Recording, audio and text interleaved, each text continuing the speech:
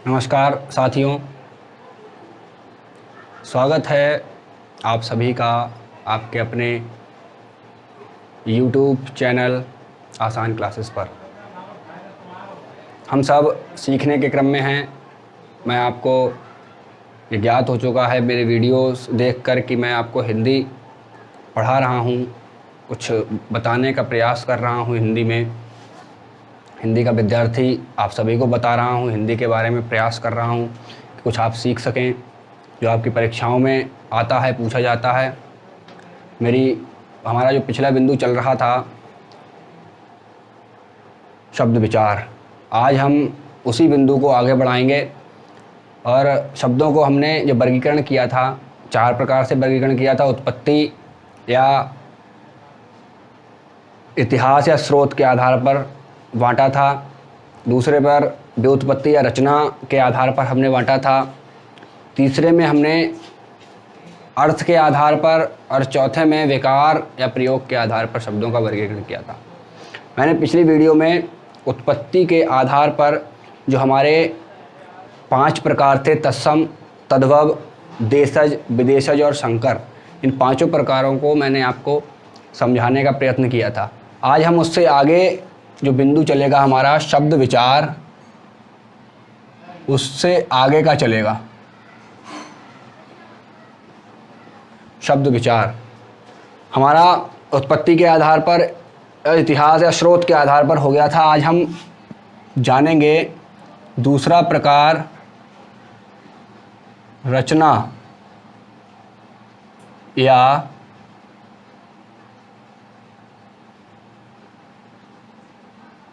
व्युत्पत्ति के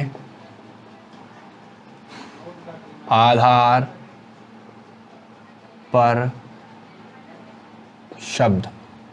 रचना या व्युत्पत्ति के आधार पर शब्द, ये मैंने आपको बताया है कितने प्रकार के होते हैं। 3 प्रकार के होते हैं। रचना या व्युत्पत्ति के आधार पर शब्द 3 प्रकार के होते हैं। कौन कौन से होते हैं?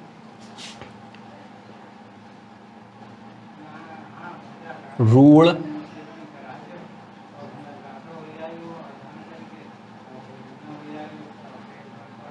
यौगिक,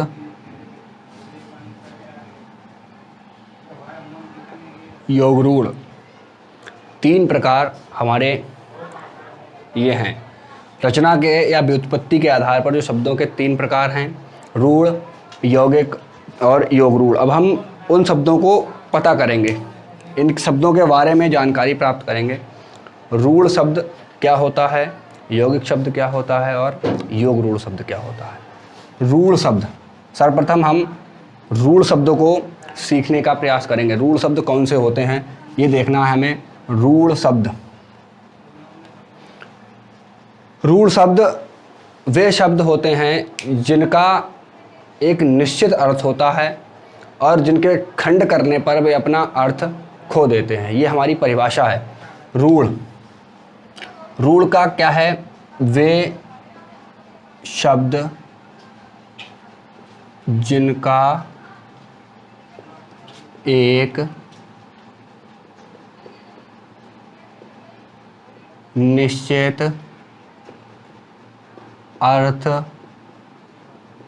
होता है।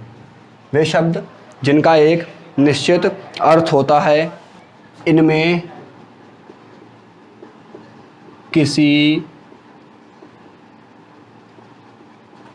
अन्य शब्द का योग नहीं होता है। ठीक है, वे शब्द जिनका एक निश्चित अर्थ होता है, इनमें किसी अन्य शब्द का योग नहीं होता है। अब यहाँ बात आती है, इनका एक निश्चित अर्थ होता है, ये तो समझ में आ सकती है कि निश्चित अर्थ है तो हो गया रूढ़ शब्द। लेकिन हमें ये कैसे, ये एक आ गई बात, योग किसी अन्य शब्द का योग नहीं होता। किस अन्य शब्द का योग नहीं होता, इसके लिए हमें एक बात और जाननी पड़ेगी कि शब्द की रचना कैसे होती है। शब्द रचना, आप ये यहीं पर रुक जाइए, मैं आपको ये जो है वो क्लियर करता हूँ। यहाँ पर शब्द रचना की कितनी इकाइयाँ हैं? 4 इकाइयाँ हैं। शब्द रचना की इकाई कितनी है? 4। कौन कौन सी?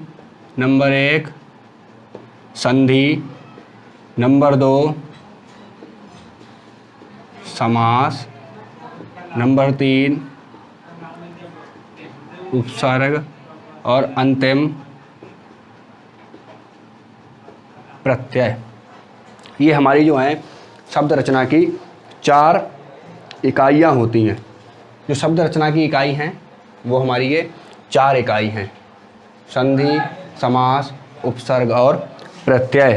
तो अब हम ये कह सकते हैं कि वो शब्द जिनमें ये ना हो, वे शब्द जिनमें ये ना हो, संधि, समास, उपसर्ग और प्रत्यय ना हो, वे शब्द रूढ़ शब्द कहलाते हैं।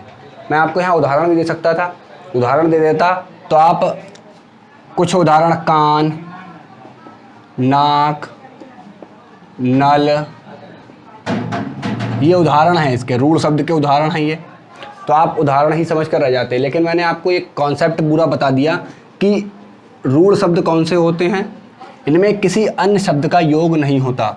अन्य शब्द संधि, समास, उपसर्ग और प्रत्यय, ये शब्द इसमें नहीं होते। तो आप ये समझ लीजिए कि रूढ़ शब्द में संधि, समास, उपसर्ग और प्रत्यय नहीं होगा, वही हमारे रूढ़ शब्द होंगे।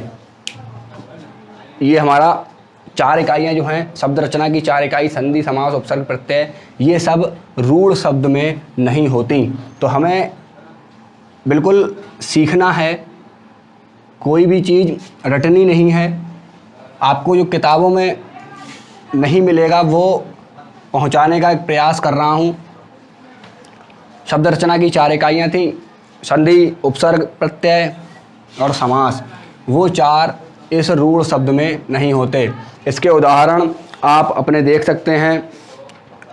और कहा जाता है कि ये अपना अर्थ भी खो देते हैं। कहीं आपको किताब में परिभाषा मिलती है, वे शब्द जिनका निश्चित अर्थ होता है और खंड करने पर ये अपना अर्थ खो देते हैं। तो खंड करने पर, अब ये शब्द है कान, इसको अलग अलग करेंगे का और ना, तो क्या हो जाएगा? वर्ण निकल आएंगे, तो इसका अर्थ जो है वो खो गया।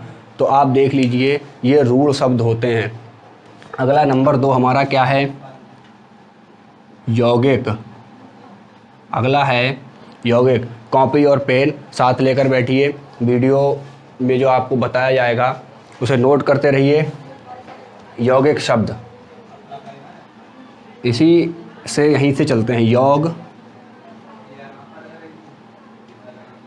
एक, यौगिक शब्द मतलब योग से बना। यौगिक जो योग से निर्मित हुआ हो वो क्या कहलाता है? यौगिक शब्द कहलाता है। कैसे? 2 रूढ़ शब्दों के योग से निर्मित शब्द यौगिक शब्द कहा जाता है। शब्द कहा जाता है। यौगिक शब्द 2 रूढ़ शब्दों के योग से निर्मित शब्द जो है वो यौगिक कहा जाता है। 2 रूढ़ शब्द जो हमारे अलग अलग, हमने 2 रूढ़ शब्द ले लिए, इनसे निर्माण जो होगा वो यौगिक शब्दों का निर्माण होगा। कोई भी 2 रूढ़ आप शब्द ले लेंगे, उनसे निर्माण किसका होगा? यौगिक शब्द। और यौगिक शब्द में जो हमारे शब्द रचना की इकाई है, संधि, समास, उपसर्ग और प्रत्यय, ये चारों के जो शब्द उदाहरण शब्द हैं, उदाहरण शब्द क्या कहे जाते हैं? यौगिक शब्द कहे जाते हैं। यौगिक शब्द कहे जाते हैं। तो ये यहाँ समझने वाली बात है। 2 रूढ़ शब्दों के योग से निर्मित शब्द को यौगिक शब्द कहा जाता है। संधि, समास, उपसर्ग और प्रत्यय, इनके जो योग से या इनका जो प्रयोग होता है वो उदाहरण शब्द होते हैं, वो शब्द यौगिक शब्द कहे जाते हैं। लेकिन एक यहाँ पर रहता है कि समास, सभी समास लेकिन बहुव्रीहि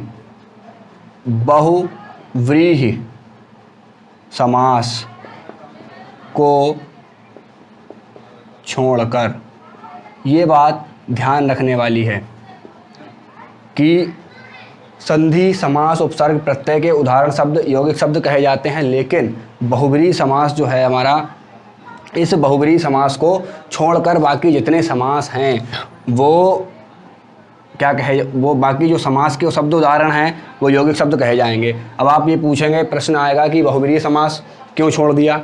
जब समास की बात हो गई तो सारे समास होने चाहिए, लेकिन बहुव्रीहि समास को क्यों छोड़ दिया? क्योंकि इसका एक अलग अर्थ होता है, अलग अर्थ देता है। ये जो है एक निश्चित अर्थ के साथ तीसरा अर्थ भी प्रदान करता है, तो इसलिए बहुव्रीहि समास को यौगिक में नहीं रखा जाता। यौगिक शब्द अपना निश्चित अर्थ प्रदान करते हैं और ये एक निश्चित अर्थ के साथ दूसरा अर्थ भी देता है, तो इसे हम क्या कहते हैं? बहुव्रीहि समास। तो ये अलग अर्थ देता है, इसलिए इसको हमने यौगिक शब्द के जो उदाहरण शब्द हैं वो यौगिक शब्द नहीं कहे जाते हैं। तो हमारे रूढ़ शब्द और यौगिक शब्द, ये दो प्रकार के हमने शब्द देख लिए। अगर आप इसका उदाहरण चाहते हैं तो उदाहरण भी मैं लिख देता हूँ। प्रधान प्लस मंत्री, दो अलग अलग शब्द हैं और इसको क्या कह दिया? प्रधान मंत्री। ये दो शब्दों से मिलकर एक बना है और इसका एक निश्चित अर्थ है प्रधानमंत्री। तो ये हमारा उदाहरण भी हो गया, लेकिन मैंने आपको बता दिया संधि, समास, उपसर्ग, प्रत्यय के जितने भी उदाहरण शब्द होते हैं वे सभी यौगिक शब्द कहे जाते हैं। ये ध्यान रखना है आपको। संधि, समास, उपसर्ग, प्रत्यय के जो भी उदाहरण शब्द होंगे वे शब्द यौगिक शब्द कहे जाएंगे। लेकिन बहुव्रीहि समास को छोड़कर, बहुव्रीहि समास के जो भी उदाहरण शब्द हैं वो यौगिक में सम्मिलित नहीं किए जाते। वो कहाँ सम्मिलित किए जाते हैं? ये हमारा 1 नंबर, 2 और अगला होता है इस रचना के आधार पर योग रूढ़, ये शब्द होता है हमारा तीसरा, योग रूढ़ यौगिक और योग रूढ़। तो ये जो है योग रूढ़ शब्द होते हैं, 2 या 2 से अधिक रूढ़ शब्दों से निर्मित होते हैं। ये भी 2 या 2 से अधिक शब्दों से निर्मित होते हैं। योग रूढ़ शब्द क्या है? 2 या 2 से अधिक शब्दों से निर्मित होते हैं। अब आप कहेंगे यौगिक और योग रूढ़ दोनों में यही है, 2 रूढ़ शब्दों से यौगिक होते हैं, ये भी 2 या 2 से अधिक रूढ़ शब्दों से निर्मित होते हैं। फिर इनमें अंतर क्या है? अब ये अंतर हमें देखना है कि अंतर क्या है, लेकिन अर्थ इनका जो होता है वो भिन्न हो जाता है। इसका जो बहुव्रीहि समास है वो यहाँ बहुव्रीहि समास के उदाहरण शब्द, बहुव्रीहि समास के उदाहरण शब्द जो हैं वो योग रूढ़ शब्द में सम्मिलित किए जाते हैं। ये बात हमें ध्यान रखनी है। योग रूढ़ शब्द कैसे बनते हैं? 2 या 2 से अधिक शब्दों से निर्मित होते हैं, 2 या 2 से अधिक रूढ़ शब्दों से निर्मित होते हैं, लेकिन क्या होता है, इनका एक निश्चित अर्थ के साथ तीसरा अर्थ भी, एक अलग अर्थ भी निकलता है। एक निश्चित अर्थ के साथ एक अलग अर्थ भी निकलता है, वो हमारे योग रूढ़ कहलाते हैं। जैसे उदाहरण देख लीजिए आप, ये हमारा उदाहरण देखिए, मैं आपको उदाहरण भी समझा देता हूँ। उदाहरण क्या है? गजानन, उदाहरण है गजानन। गज का अर्थ होता है हाथी। अब इसको संधि विच्छेद जब हम करेंगे तो क्या होगा, गज प्लस आनन, गज धन आनन, ये बोलते हैं धन, योग, गज धन आनन। गज का अर्थ होता है हाथी, आनन का अर्थ होता है, आनन का अर्थ क्या होता है, गज का अर्थ तो होता है हाथी, आनन का मतलब होता है मुख वाला। गज आनन, हाथी के मुख वाला या हाथी के चेहरे जैसा। तो अब ये तो हो गया इसका शाब्दिक अर्थ, और हमारा जो अगला अर्थ है वो क्या निकलेगा, गणेश जी, अर्थात गणेश जी। तो ये हमारा योग रूढ़ शब्द हुआ, और ये गजानन किस शब्द का उदाहरण है, बहुव्रीहि, योग रूढ़ शब्द का, और समास बहुव्रीहि है। तो ये हमारे 3 शब्द हो गए, ये हमारे 3 शब्द हो गए जो रचना या व्युत्पत्ति के आधार पर शब्द होते हैं। रूढ़ वे शब्द जिनका एक निश्चित अर्थ होता है। ये आप देख लीजिए एक बार, पूरा शब्द यहाँ तक आप स्क्रीनशॉट ले सकते हैं। पूरा शब्द रचना या व्युत्पत्ति के आधार पर मैंने आपको अब तक बता दिया है। 3 प्रकार के हमारे ये शब्द होते हैं। अगला हमें देखना है क्या, अर्थ के आधार पर, अर्थ के आधार पर शब्दों के जो भेद हैं वो अर्थ के आधार पर क्या होते हैं। ये 3 आपके समझ में आ गए, यौगिक, योग रूढ़ और रूढ़। आगे हम देखेंगे अर्थ के आधार पर शब्द, अर्थ के आधार पर शब्द क्या होता है। अर्थ के आधार पर 2 तरीके पढ़ चुके हैं, उत्पत्ति के आधार पर, और हमने एक पढ़ लिया है, उत्पत्ति के आधार पर हमने पढ़ लिया है, और रचना या व्युत्पत्ति के आधार पर पढ़ लिया है। अब हम पढ़ेंगे अर्थ के आधार पर। अर्थ के आधार पर 2 प्रकार होते हैं मेरे दोस्तों, अर्थ के आधार पर 2 प्रकार, सार्थक और निरर्थक। सार्थक शब्द और निरर्थक शब्द, सार्थक शब्द और निरर्थक शब्द। सार्थक और निरर्थक, अर्थ के आधार पर शब्द के 2 भेद क्या है, सार्थक और निरर्थक। सार्थक का शाब्दिक अर्थ समझेंगे और निरर्थक का शाब्दिक अर्थ समझेंगे। टॉपिक यहाँ थोड़ा ध्यान देने वाला है, ध्यान दीजिए यहीं पर। कहीं भी आप थोड़ा सा भी भटकेंगे तो ये जो आपका बिंदु है यहाँ से आप दूर चले जाएंगे। तो यहाँ देखिए सार्थक,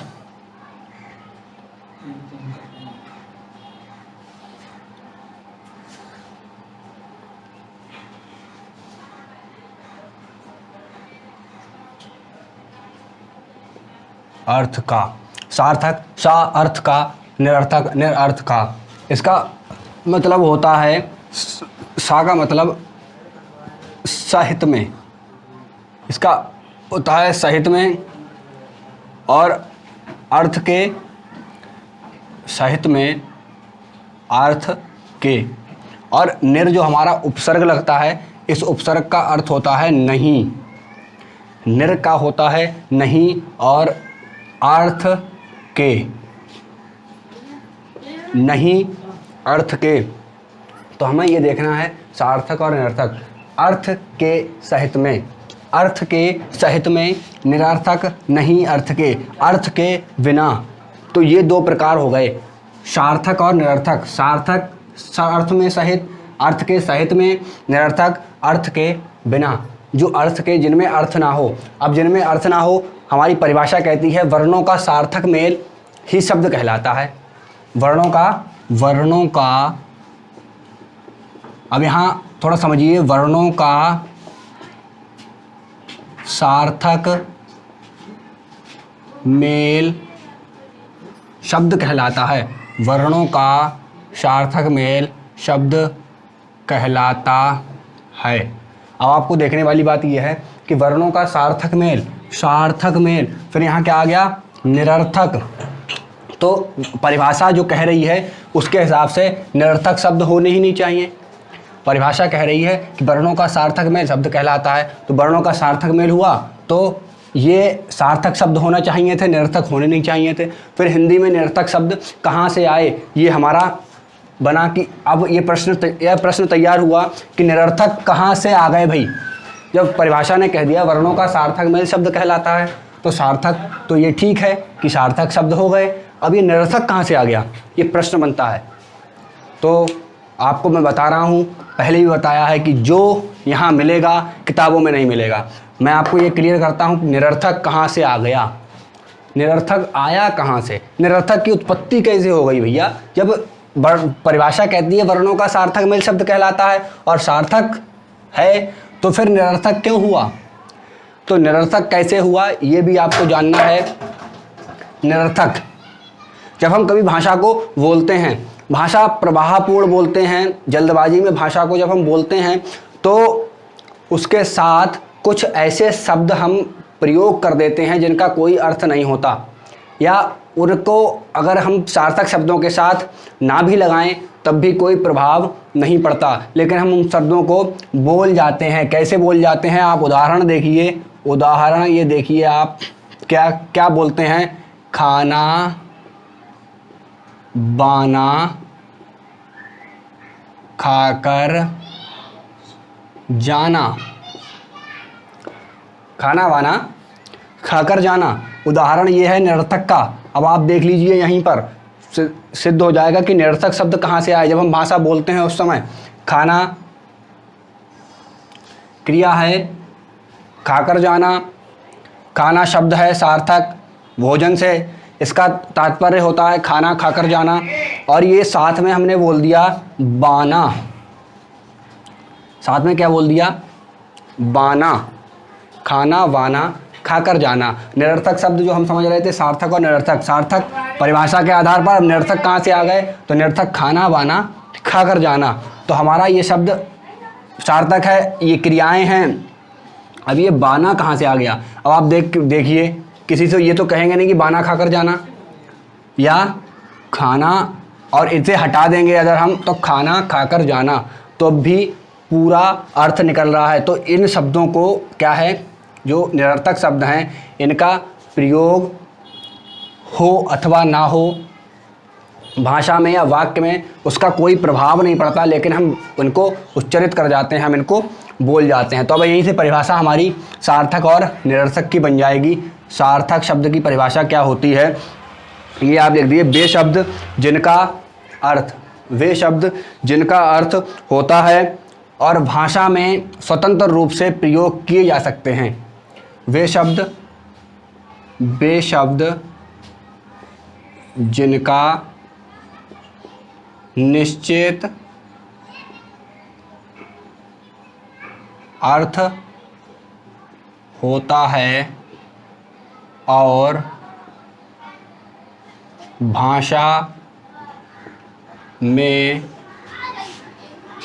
और भाषा में स्वतंत्र रूप से प्रयोग होते हैं, क्या कहलाते हैं हमारे सार्थक शब्द। तो आपको ये समझ में आ गया, सार्थक और निरर्थक। वे शब्द जिनका निश्चित अर्थ होता है और भाषा में स्वतंत्र रूप से प्रयोग होते हैं सार्थक कहलाते हैं, और यही निरर्थक शब्द, निरर्थक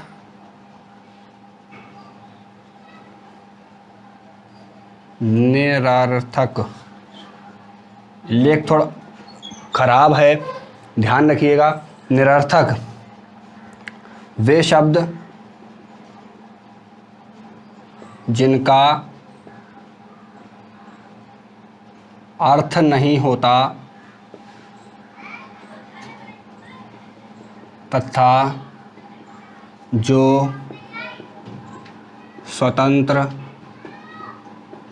प्रयोग में नहीं लाए जाते। वे शब्द जिनका अर्थ नहीं होता तथा जो स्वतंत्र प्रयोग में नहीं लाए जाते, वे हमारे निरर्थक शब्द कहलाते हैं। तो अर्थ के आधार पर शब्दों के दो प्रकार, सार्थक और निरर्थक, समझ गए। अर्थ के सहित में, अर्थ के बिना, अर्थ जिनमें नहीं हो। और परिभाषा के आधार पर भी मैंने समझा दिया आपको, सार्थक शब्द और निरर्थक शब्द, उदाहरण भी दे दिया। तो आपको ये समझ लेना है शब्द कौन कौन से होते हैं। खाना वाना, चाय, वाय, तो जो ऐसे शब्द आते हैं जो हम भाषा में प्रयोग तो कर देते हैं, बोल देते हैं, वो निरर्थक शब्द की श्रेणी में आते हैं। चाय शब्द है, अर्थ है, और वाय कोई उसका अर्थ नहीं है, लेकिन ये सार्थक शब्द के साथ प्रयोग हो रहा है। तो हमारा तीन प्रकार हो गए, उत्पत्ति के आधार पर और रचना या व्युत्पत्ति के आधार पर, अर्थ के आधार पर। अगला जो हमारा शब्दों का प्रकार है वो है विकार। मैंने पहले ही बताया था, पहली वीडियो जिन्होंने नहीं देखी है वो पहले वीडियो शब्द विचार का पार्ट 1 देख लें, जिससे शब्द विचार पार्ट 2 उनको पूरी तरीके से समझ में आ सके। शब्द विचार पार्ट 2 में हमारा अगला टॉपिक है, अगला जो बिंदु रहेगा वो है विकार या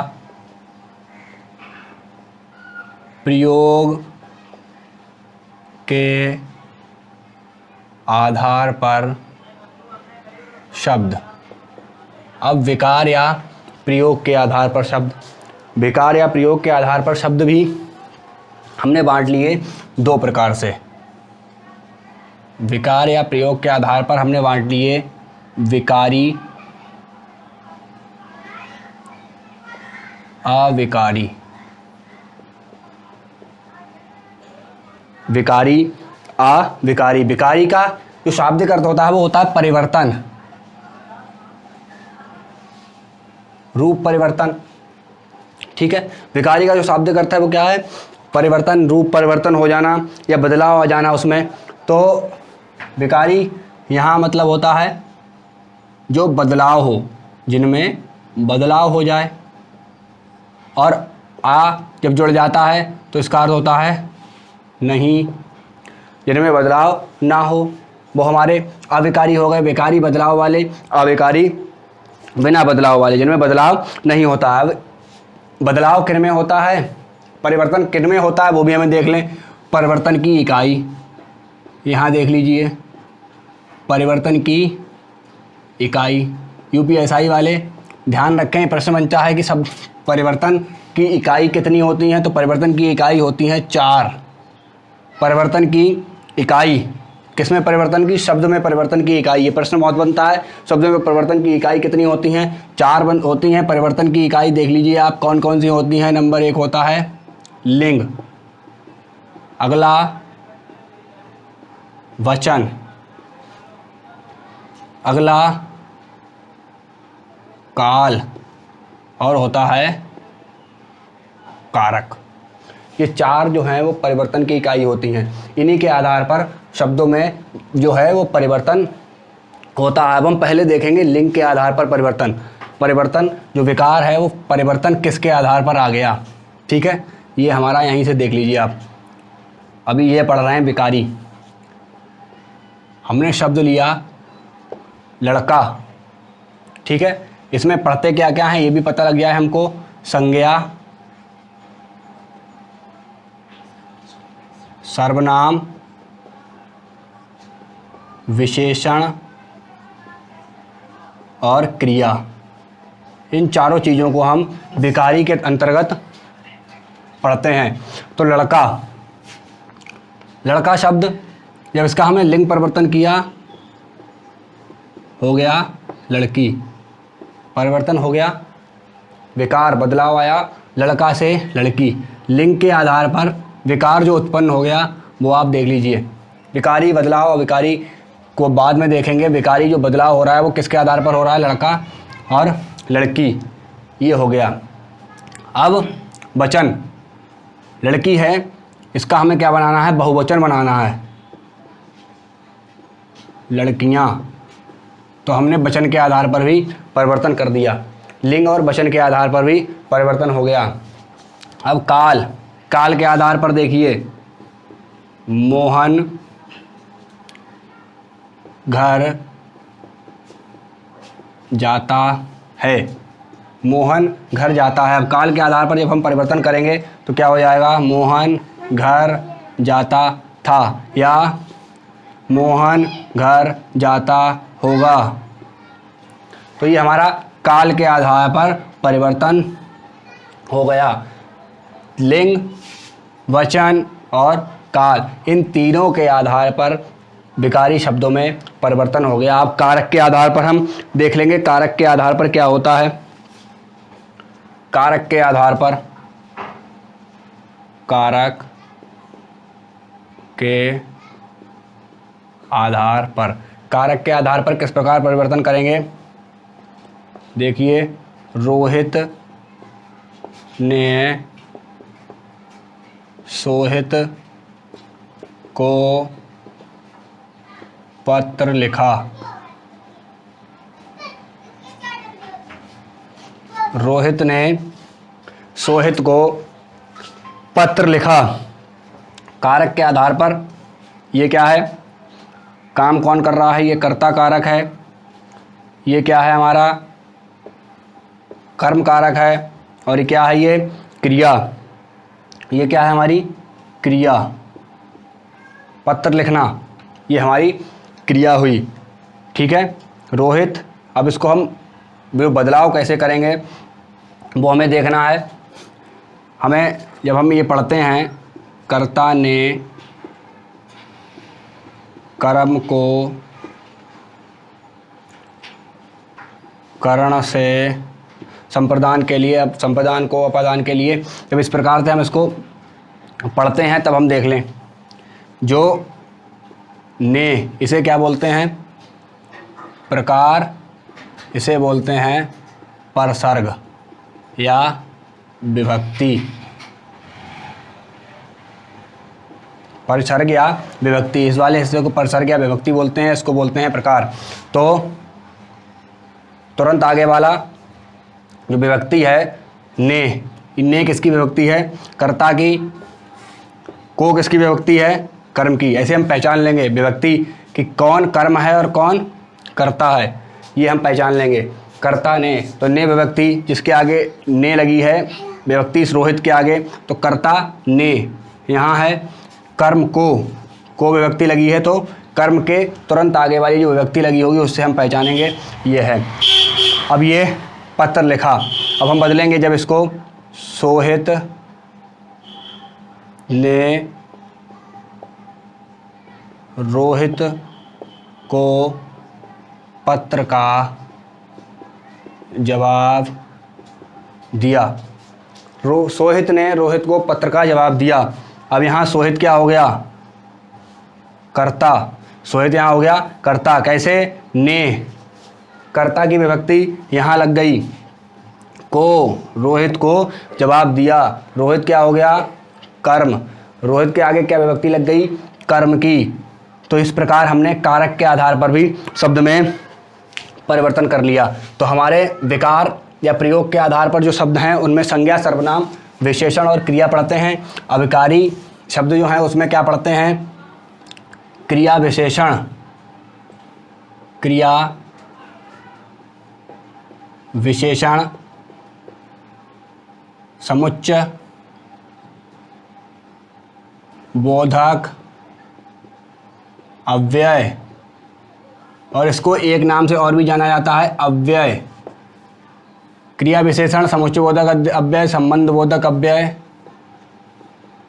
संबंध बोधक अव्यय, क्रिया विशेषण, समुच्चय बोधक अव्यय, संबंध बोधक अव्यय और विस्मयादि बोधक अव्यय। विस्मयादि बोधक अव्यय। अब इन जो 8 टॉपिक हैं इनके लिए अलग अलग वीडियो में आपको आगे जैसे जैसे क्लास बढ़ेगी आगे इन सब की अलग अलग वीडियो उपलब्ध हो जाएंगी। संज्ञा, सर्वनाम, विशेषण, क्रिया विकारी शब्द में और क्रिया विशेषण, अविकारी शब्द में क्रिया विशेषण, समुच्चय बोधक अव्यय, संबंध बोधक अव्यय और विस्मयादि बोधक अव्यय। तब तक मैं उम्मीद करता हूँ मैंने आपको जो शब्द विचार बताया है वो आपको अब तक पूरा संपूर्ण समझ में आ गया होगा। और यदि वीडियो अच्छी लगी हो, जो मैंने समझाया है वो आपको अच्छा लगा हो, तो वीडियो को लाइक शेयर करना ना भूलें। ये आपका अपना चैनल है, चैनल को सब्सक्राइब करें, अंगूठे वाले निशान को दबाएं और वीडियो को लाइक करें, अधिक से अधिक शेयर करें जिससे दूसरों को लाभ मिल सके। बहुत बहुत धन्यवाद।